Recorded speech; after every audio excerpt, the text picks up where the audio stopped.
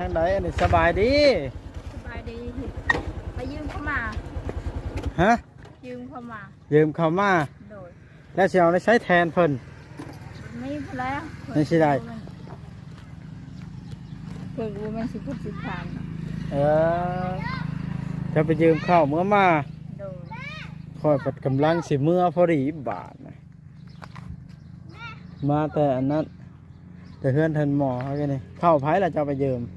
ลานทันหมอแล้วลานเราไปยืมเข้าลานท่านหมอ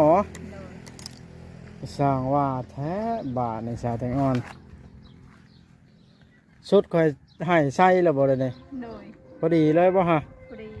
น้องอ้อยได้ใส่ร้องแล้วบ่ยังไม่ได้ใส่ให้เพิ่นเมื่ออาบน้ อาบน้ำก่อนเด้อจังใส่เจ้าก็เว้าได้อาบน้ำก่อน ำอาบแต่เป็นเพิ่น มันจังเหมาะสมกับชุดงามชุดอุ่นไปซะเมื่อนึงเข้าไปเอาพี่น้องเอ้ยเห็นชาวแตงอ่อนมาแต่เฮือนทันหมอครับเพิ่นไปขอยืมคอเข้าเขามาหนึ่งกินเห็นอะไรล่ะคนมันอยากเบิ่งนะมีข้าวกินเลี้ยงลูกบ่มีพ่อก็แบบนี้แหละพี่น้องบ่มีผู้นำไปเมื่อก่อนเด้อเอากำลังสิเมื่อพอดีพี่น้องไปไม่แนวอื่นหรอกโอเคบัดเดยข้ามเลย